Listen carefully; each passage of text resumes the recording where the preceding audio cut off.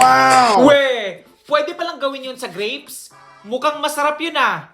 Try natin?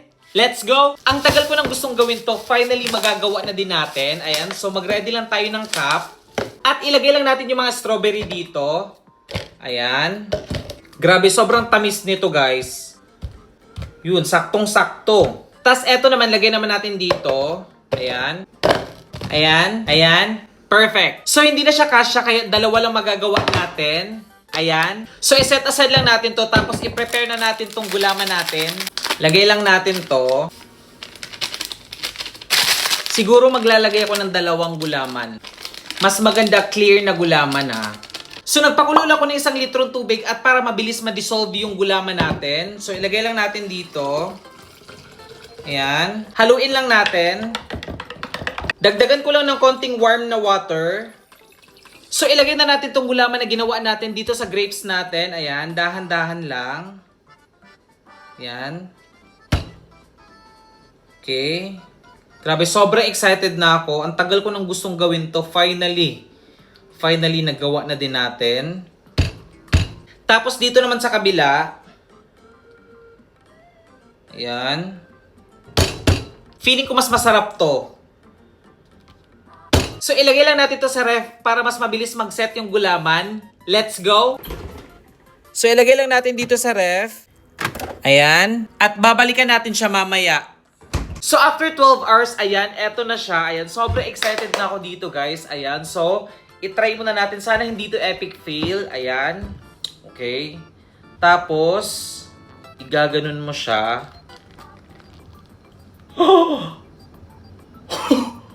Wow! Ang galing! Na-achieve natin. Tapos ito naman. Ayun! Oh! Wow! Ang galing! Grabe, sobrang excited akong matry to. So unahin natin to. Wow, na-achieve natin siya guys. Pero parang alanganin siya. Ayan oh. Diba? Taste test! The moment of truth. Let's go!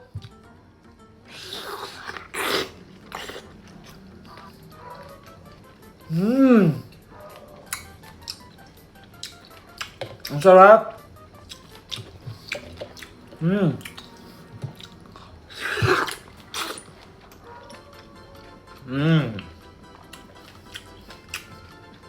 Ang sarap.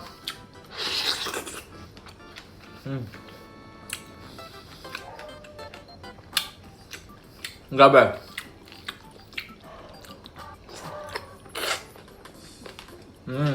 At ang sarap niya kasi sobrang lamig.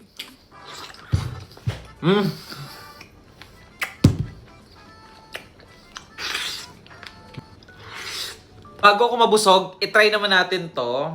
Yan, dito talaga ako sobrang excited guys. Tignan mo naman oh. 'Di ba? The moment of truth. Let's go.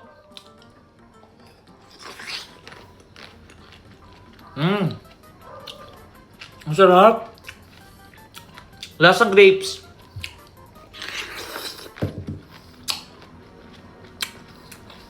Grabe. Simula ngayon, ito na yung gagawin ko sa grapes ko.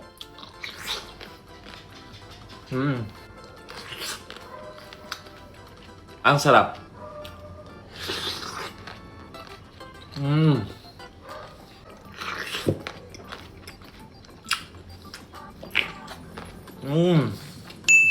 Oh my God!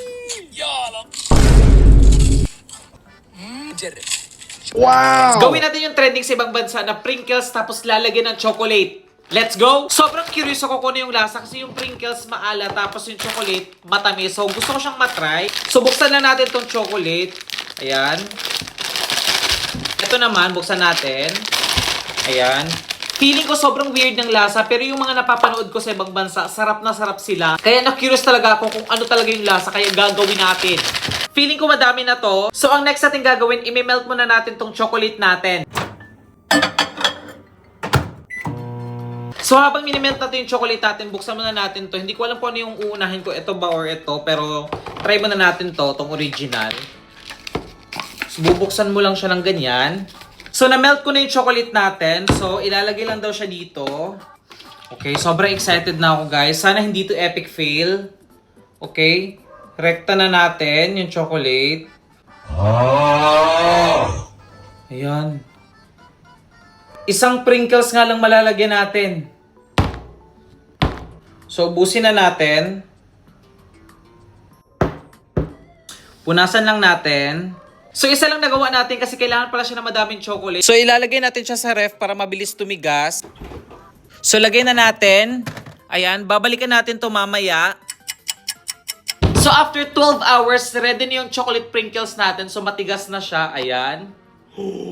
Wow! Okay, sobrang excited na talaga ako, guys. As in, hindi ako makapaghintay. So, ayan. Ikot lang natin. Sana hindi palpak yung gawa natin. Wow! Wow! Ang galing! Wow! Grabe na amaze ako. Tapos ang bigat niya, ha? Wait. Wow! Wow! Look at this, guys! Grabe, sobrang solid niya. Chocolate na chocolate. Pero yung laman nito sa loob, sprinkles. So, eto na siya. Taste test. The moment of truth. Let's go. Sobrang tigas. Okay. Try natin siyang anuhin. Ano ko chilo kasi hindi siya kayang kagatin. Grabe. Wait.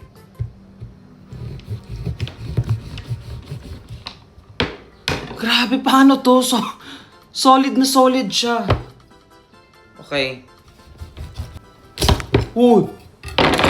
Wow. So, ganito yung tsura niya. Try na natin. The moment of truth. Let's go. Parang hirap niya kainin. Tignan mo naman yan. Yung lasa niya matamis na maalat.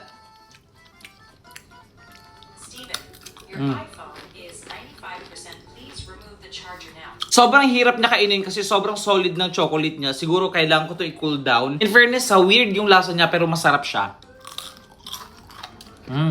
Naglalaban yung tamis at saka yung alat niya.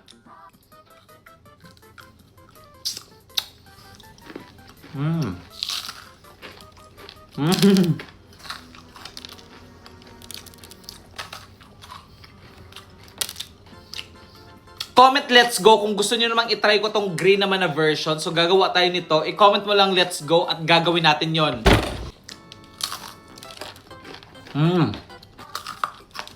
我用了约120克的黑巧克力，用普通巧克力也可以，隔水融化。我又加了2勺椰子油，没有的可以不加，彻底融化后开始制作。 Weh! Totoo, makakagawa ka ng steak o gamit lang tong lumpia wrapper, Milo, at condense. Sige nga, gawin natin. Let's go! Ganun na pala kadali gumawa ng stick o. Ngayon ko lang nalaman to kaya sobrang excited ako. So una natin gagawin, paghaluin muna natin tong condense at Milo. So buksan lang natin to. Ayun, kamagnet pala to. Tapos ilagay natin dito. Busin na lang natin to. Tapos ilagay na natin tong Milo. Hindi ko alam kung ilang Milo yung ilalagay natin pero siguro tansya-tansya na lang. Ayan. Ayan. And yan. Tapos paghaluin lang natin sila. So haluin mo lang siya ng haluin hanggang sa maging ganito yung consistency niya. Ayan. Dapat maging runny na siya. Tapos ilipat natin siya dito. Kung walang ganito, pwede naman sa cellophane or sa ziplock. Tapos guntingin na lang yung dulo. Ayan. Ayan. So next natin gagawin, i-prepare na natin tong lumpia wrapper natin. Dito na tayo sa exciting part. Kuha ka lang ng isang lumpia wrapper. Ayan. So ilagay na natin ito, prepare natin kanina. Ganyan lang. Ayan. Tapos dito, para ka lang nagdo-drawing sa lumpia wrapper. Ayan. Ganyan lang tapos irarap na natin siya. Ayan. Dahan-dahan lang. Ayun. Ito yung nagawa natin, guys. Kita mo yan? Para na talaga siyang stick O. Optional lang to. Nagmelt ako ng butter para ilagay dito para dumikit siya. Pwede nyo siyang hindi lagyan ha. Pero ako lalagyan ko siya. At nakagawa na tayo ng stick O. Ilagay lang natin dyan. Di ba ganun nakadali? So gawin mo lang siya ng paulit-ulit. Maglagay lang tayo dyan. Ayan. Di ba sobrang dali lang? Ayan. Ganun lang siya kadali. Tapos i-wrap mo lang siya. Ayun. Diba? So after ilang minutes guys, eto yung nagawa natin. Grabe, sa lahat ng mga ginawa ko dito ako excited guys. Kasi tignan mo naman para talaga siyang stick pero hindi muna natin to kakainin kasi kailangan muna natin tong i-air fry para mas maging crispy siya. So i-air fry na natin siya for 10 to 15 minutes. At make it sure na naka-preheat mo na yung air fryer mo bago mo siya ilagay. Ayan, at least 10 minutes. Iset natin siya ng 100 para hindi siya masunog. After 15 minutes guys, eto na yung stick na ginawa natin and tignan mo naman. Pero nirest ko pa to ng another 15 minutes para mas maging crispy at hindi na siya mainit. Ayan, tignan mo naman. Grabe, sobrang excited na akong matry to. Ilagay mo na natin siya dito. So eto na yung nagawa natin guys. Taste test, the moment of truth. Let's go.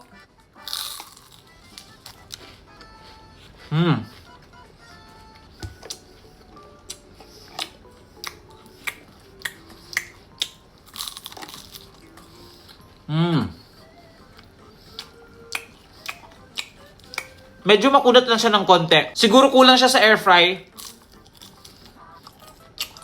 Or makapal lang yung wrapper. Pero in fairness, masarap siya. In fairness, parang siyang stick ko sa loob talaga. Feeling ko lang, masyado ko lang nakapalan yung wrapper niya.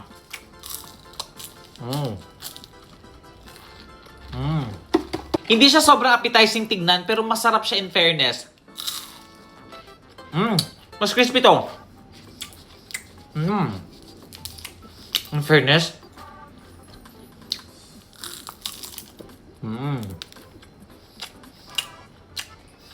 Feeling ko mas masarap kung chocolate yung nilagay natin, hindi Milo.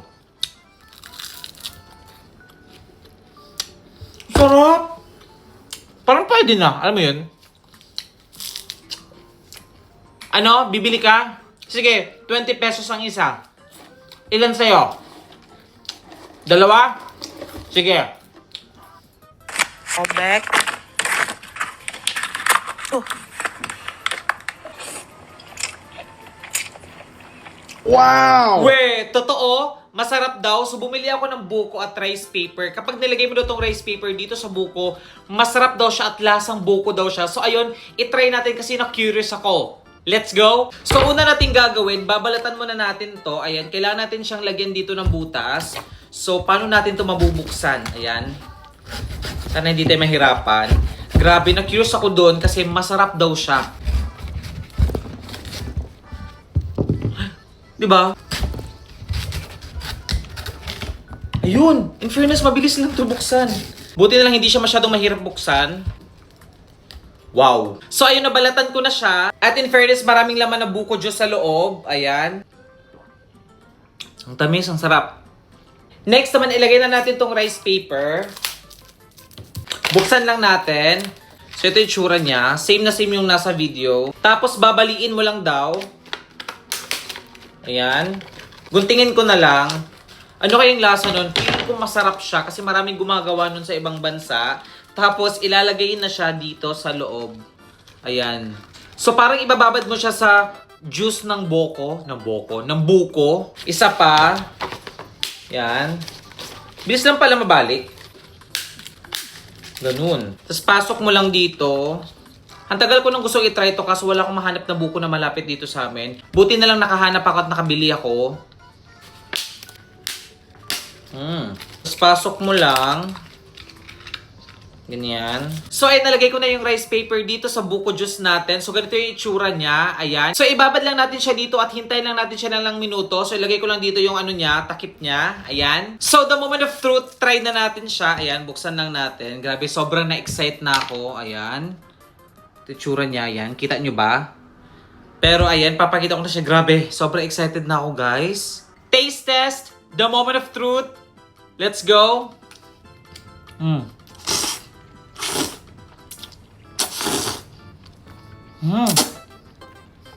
Ang haba.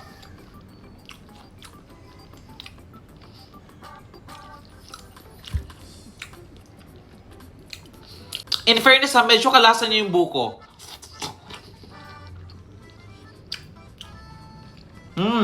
Or baka weird lang ako, pero parang kalasan yung buko, guys. Wow!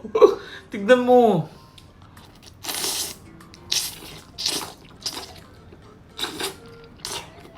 Mm.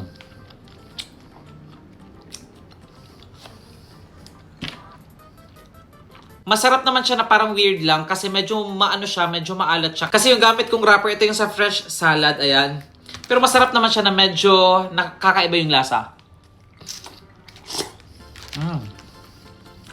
Ang hirap gamitan ng chopstick, kaya gamitan na lang natin ng malaking tiyan, ayan. Pero tong to hindi siya tiyan. Ako kasi hindi ako maarte sa pagkain, nag-explore talaga ako, kaya kahit weird pa yan, itatry ko yan, kagaya nito.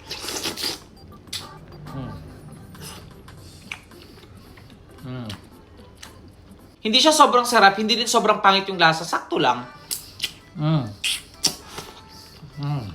In fairness, masarap yung buko juice, ha? Kain. Kayak emang enak itu ya. Coba bikin aja. Rice paper punya aku bundar. Coba. Apa nih tuh? Melembung. Oh, rice paper. Wow! We! Magiging sobrang crunchy daw tong rice paper kapag nilagay mo sa air fryer. Gawin natin. Let's go! Nung napanood ko yun, na-curious ako kung masarap pa talaga yung lasa at kung talagang nagki-crispy siya kapag nilagay siya sa air fryer, kaya gagawin natin siya. So, kailangan lang natin ng water at saka nito. So, maglalagay ka lang nito. Ayan, konti lang. So, kuha lang tayo dito. Dapat wala siyang butas. Ayan, importante yon. Tapos, ilublub mo lang siya. Ayan. So, dapat mabasa siya. So, dapat lahat mabasa. Ayan, okay na to. Tapos, ilagay mo dito. Ayan. Tapos, kuha ka ulit kasi kailangan dalawa. Ganon din, basain siya. So, ilalagay mo siya dito. Parang ipapalaman mo siya. Ayan. Ayan. Tapos, ikakat natin siya into square. Ayan. Ayan. Tatanggalin mo lang siya ng ganyan. Ayan, di ba? Ganyan. Tapos, dito. Ayan. Tapos, hatiin na natin siya sa gitna. Sobrang curious ako dito, guys, at sobrang excited na din ako. So, after mo siya mahiwa, ilagay lang natin siya dito. Nung nalaman ko tong recipe na to, sikat pala to sa ibang bansa kasi may mga restaurant sa ibang bansa na ginagawa din to. Lagay natin. So, ayan, nalagay na natin siya dito. E-air fry na natin to. Let's go! So, ilagay na natin siya dito sa air fryer. Ayan. Wow! Tignan mo, guys. Tignan mo, tignan mo. Tignan mo. Wow, wow, wow, wow. So, after ilang try, nakagawa na din tayo ng perfect. Ayan. So, ilang beses akong gumawa nito kasi halos yung mga ginawa ko epic fail. Ayan. Hindi talaga na-perfect. Pero, ayan, finally may nagawa na din tayo. Medyo madami-dami to, guys. And look at this. And sobrang excited na ako. So, titignan natin kung saan to pinaka-perfect combo. Kung sa suka ba, sa mayonnaise, sa chocolate, or sa ketchup. So, try lang natin muna siya ng plain lang. The moment of truth. Let's go! Wow! Ang crispy nga. Parang kung kumakain ng chichirya. Para siyang chichirya pero rice paper at tubig lang yung gamit. So, dito na tayo sa exciting part. So, unahin natin tong ketchup. Ayan. Try natin kung masarap ba yung combo nito sa ketchup. Lagyan lang natin. So, try na natin siya with ketchup. The moment of truth. Let's go.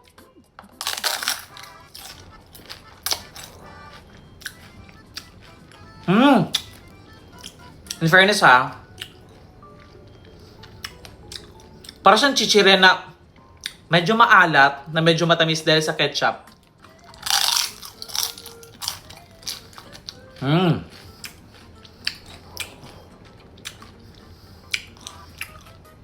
Ang weird, pero okay lang.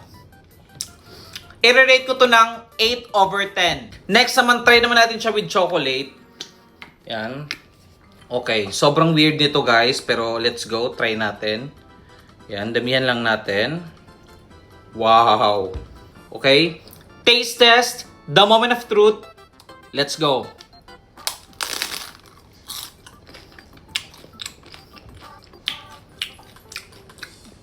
Hala, ba't ganun? Parang bagay siya.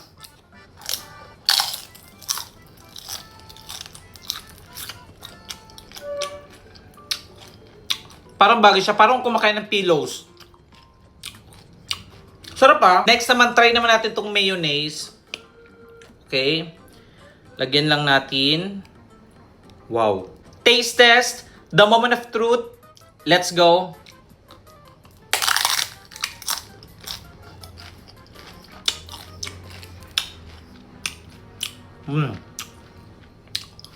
Parang kumakain ng seaweed. Parang kumakain ng nori. Weird siya pero masarap.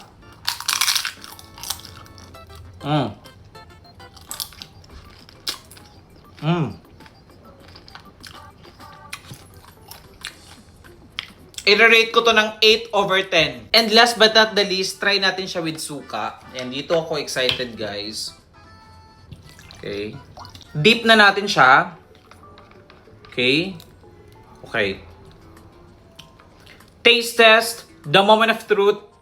Let's go.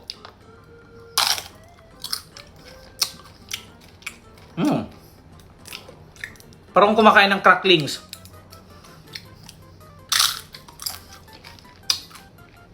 Parang kumakain ng cracklings.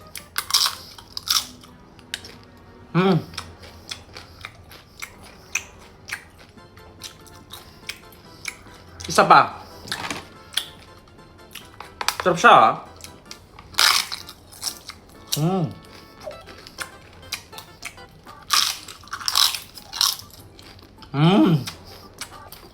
I-rate ko to ng 10/10. Obviously, ito yung pinaka nagustuhan ko kasi parang kumakain ng chichirya, parang kumakain ng cracklings. Oo.